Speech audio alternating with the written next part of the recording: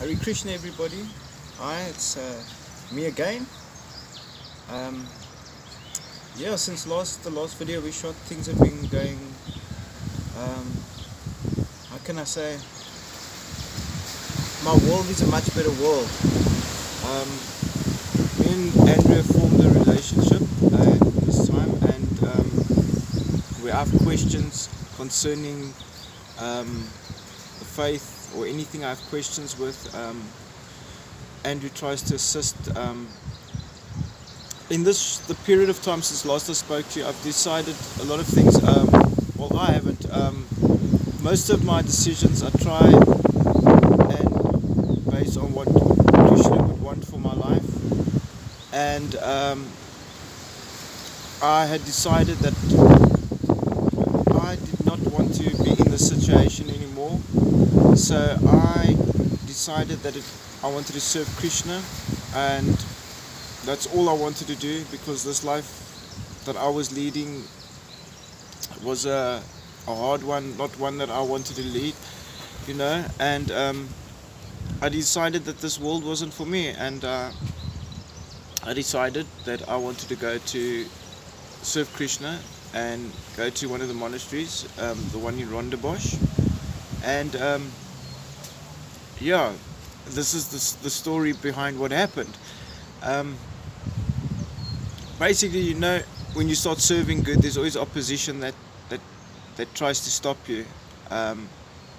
And the night before I was supposed to go, I went to the shelter, stayed by the shelter. I said goodbye to Andrew, and I went to the shelter. The next morning I went to go fetch my bags and I was on my way. And I got off at Maitland Station from a taxi, and I was standing waiting. It was early in the morning, I think it was 7:30, and 3 guys approached me. Yeah, and they attacked me. Funny thing is, before that, I was practicing with my prayer beads that Andrew gave me, and it was around my shoulder, my little satchel with the beads in, and I was practicing. And then these guys approached me, asked me for cigarette money, asked me if I got a cigarette for them. I said no, I don't. And what happened? They walked past me and they tried to attack me from the back, stole my bags, everything that I had. And when I tried to go, the one guy tried to go for my prayer bag and grab my beads, and because he thought most probably it's a moon bag, there's money in and that. And I tried to stop him, and with that I bumped him, and he went for me with the knife, stabbed me, just missed my groin area, luckily, and they ran away.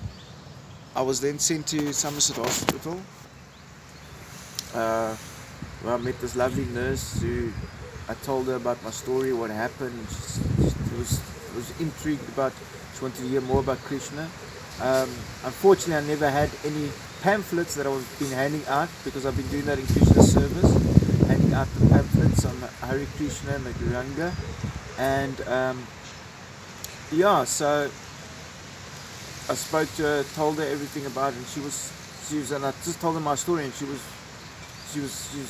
taken back. And I explained to her Krishna saved my life that day, because I believe that if I was not practicing that day, terrible things could have happened. Not saying Krishna would have allowed that, but I believe Krishna saved my life, because those guys wanted to take out someone that was trying to do good in Krishna's service, and I believe that Krishna didn't allow that to happen. It was not my time, and I bless those guys, and I hope that someday that they'll also see the light. I'm not angry with them. It's just they haven't come to a point where I've come and seen that basically this life just consists of serving your God Krishna, and that's all you have to do in life, and he sorts out your problems. Things are becoming, or how can I explain, changing rapidly. People out there might think, yeah, but look at you, still still in this position. No, I'm not in this position that I was in when I spoke to you last. See, Krishna sorts out, and this is what I've experienced. This is he's looked after me since then, spiritually, physically, financially. He's seen to all my needs. I don't go to bed hungry.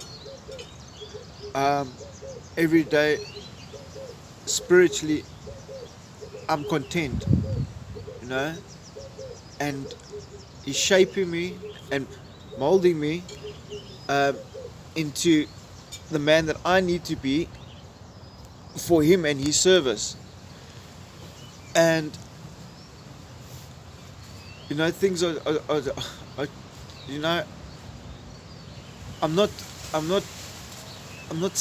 when I wake up in the morning, I'm not sad anymore. I don't know. I'm not depressed. I don't feel that weight on my shoulders anymore. And people think, oh, you're still on the streets and that,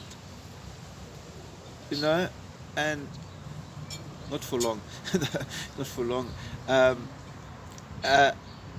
It's not about where I am physically. It's my spiritual and my mindset at the moment that's different. That's keeping me going, and I believe that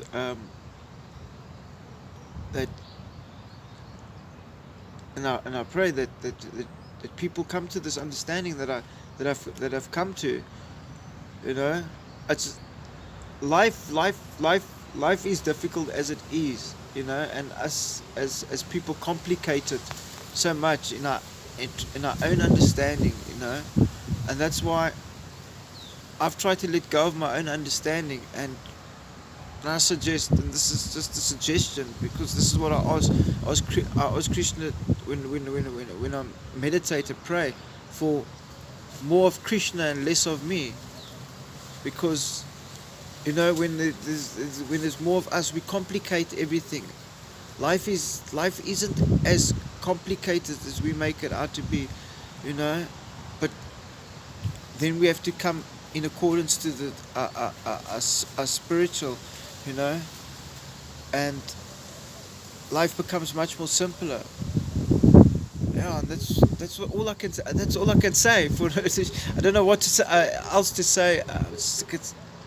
Life is just changing. Things are starting to fall into place. I'm starting to see things that I didn't see before, and yeah, life's amazing.